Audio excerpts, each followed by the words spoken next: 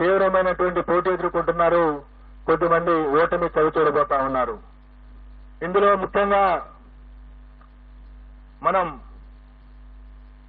ఆంధ్రప్రదేశ్ ముఖ్యమంత్రి శ్రీ వైఎస్ జగన్మోహన్ రెడ్డి గారు పులివెందుల అసెంబ్లీ నియోజకవర్గం నుండి భారీ మెజార్టీతో గెలవబోతా ఉన్నారు. అలాగే సిదిరి అప్పలరాజు గారు ప్రస్తుత మంత్రి పలాస నుండి ఓటమి చవిచూడబోతా ఉన్నారు. అలాగే ధర్మాన ప్రసాదరావు గారు శ్రీకాకుళం అసెంబ్లీ నియోజకవర్గం నుండి వారు గట్టి పోటీ ఎదుర్కోబోతున్నారు. నేను ఎక్కడైతే గట్టి పోటీ అని సంబోధిస్తానో అక్కడ మా మార్జిన్ ఆఫ్ ఎర్రర్ ఏదైతే ఉంటుందో +or-3% కు లోబడి ఫలితం ఉండే అవకాశం ఉంటుంది.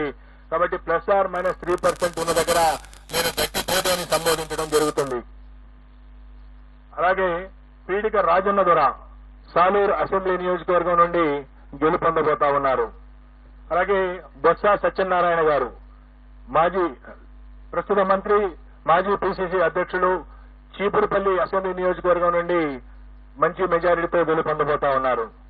అలాగే గుడివాడ అమర్నాథ్ గారు రాష్ట్ర ఐటీ శాఖ మంత్రులు గుడివాడ అమర్నాథ్ గారు గతంలో అనకాపల్లి నుండి ప్రాతినిధ్యం వహించారు. ప్రస్తుతం గాజువాక నుండి పోటీ చేస్తున్నారు. వారు ఓటమి చవిచూడబోతా ఉన్నారు. అలాగే పినిపే విశ్వరూప్ గారు వారు అమలాపురం శాసనసభ నుండి పోటీ చేస్తున్నారు. వారు గెలవబోతా ఉన్నారు. అలాగే కారుమూరి నాగేశ్వరరావు గారు వారు తణుకు నుండి ప్రాతినిధ్యం వహిస్తా ఉన్నారు. వారు రాష్ట్ర మంత్రి. వారు ఓటమి చవిచూడబోతా ఉన్నారు. అలాగే చెల్లిపోయిన వేణుగోపాల్ గారు రాజమండ్రి రూరల్ నుండి ప్రాతినిధ్యం వహిస్తా ఉన్నారు. మంత్రి. వారు కూడా ఓటమి చవిచూడబోతా ఉన్నారు. దాడిశెట్టి రాజా వారు తుని అసెంబ్లీ నియోజకవర్గం నుండి ప్రాతినిధ్యం వహిస్తా ఉన్నారు.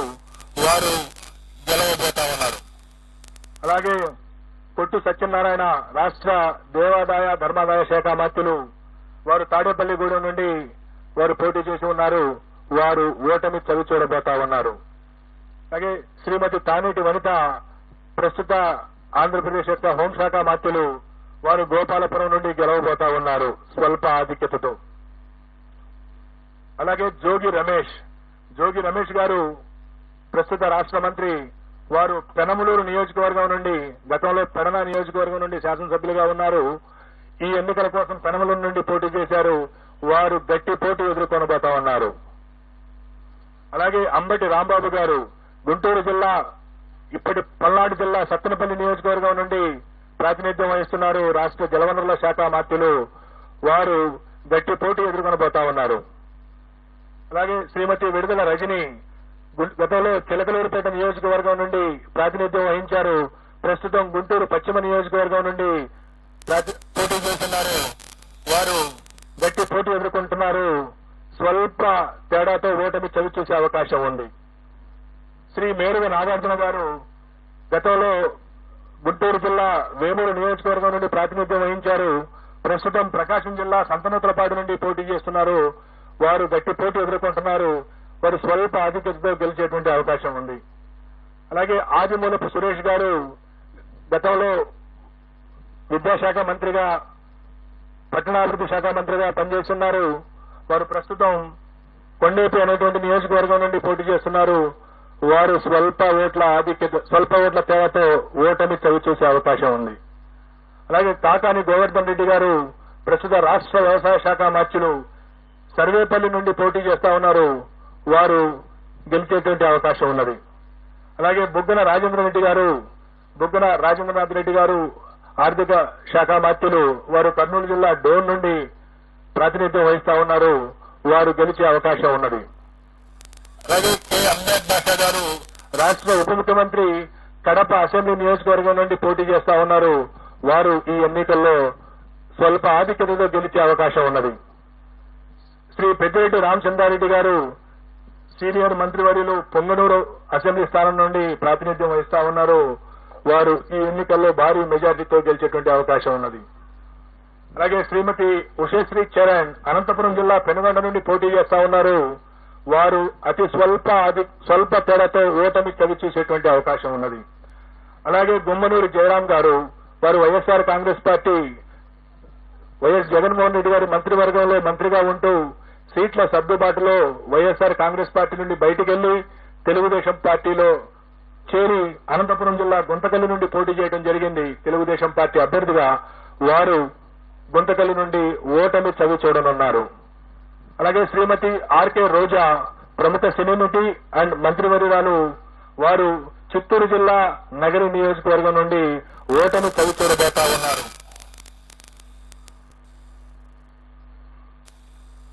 అలాగే మరికొన్ని కీలకమైనటువంటి నియోజకవర్గాల యొక్క ప్రస్తావన కూడా చేయాలి.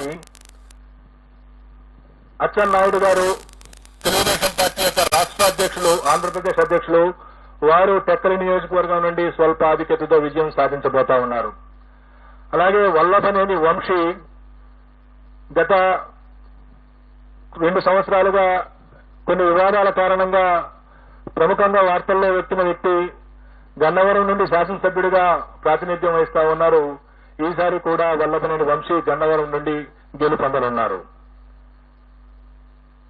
అలాగే తమ్మినేని సీతారాం గారు ఆముదాల వలస నుండి ప్రాతినిధ్యం వహిస్తా ఉన్నారు. వారు ఆంధ్రప్రదేశ్ శాసనసభ స్పీకర్ గా ఉన్నారు. వారు కొద్ది ఓట్ల తేడాతో ఓటమి చవి చూసేటువంటి అవకాశం ఉన్నది.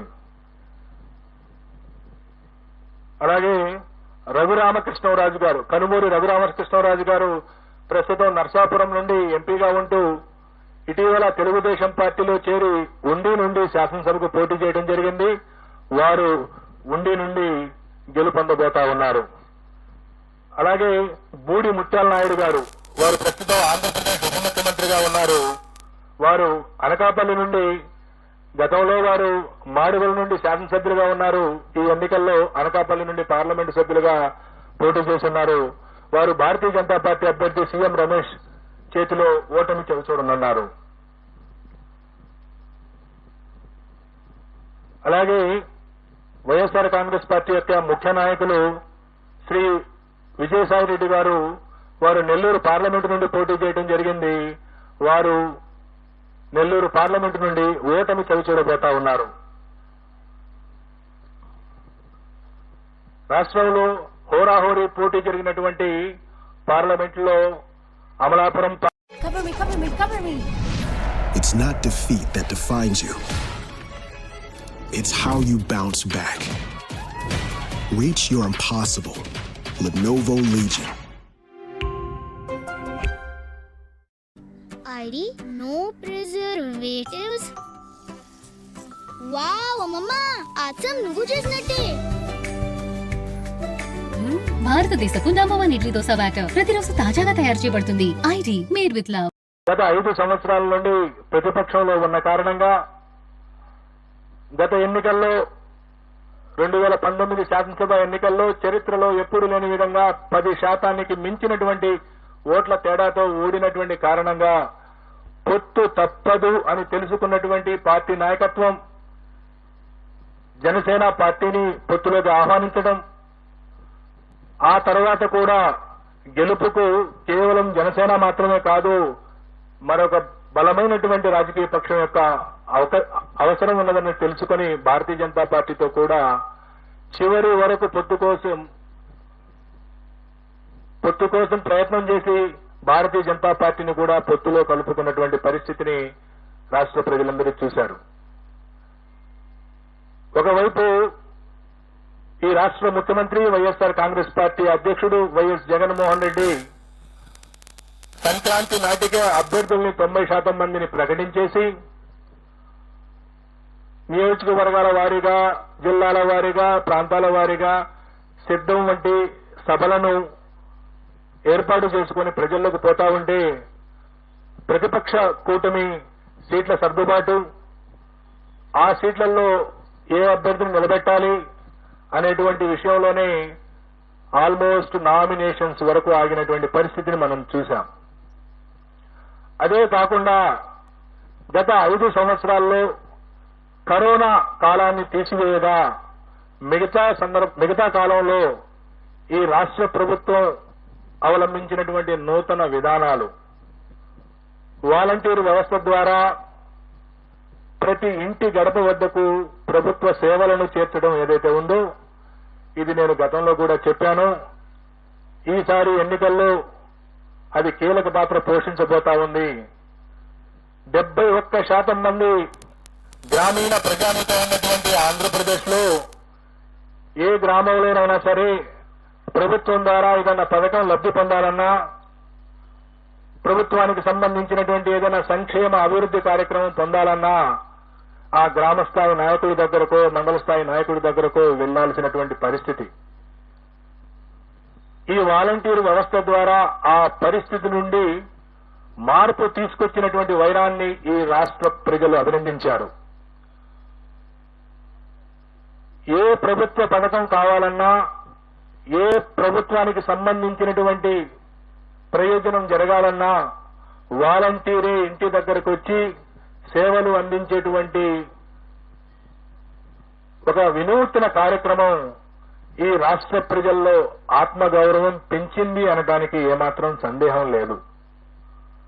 దానితో పాటు గతంలో ఉన్న 31 లక్షల పెన్షన్దారులను 64 లక్షలకు పెంచడం, గత ప్రభుత్వం కేవలం చివరి 2 నెలల్లో ఇచ్చినటువంటి 2,000 రూపాయలతో పోల్చుకుంటే ఈ 5 సంవత్సరాల పాటు 2,000 రూపాయల నుండి 3,000 రూపాయలకు పెన్షన్ ఇవ్వటం,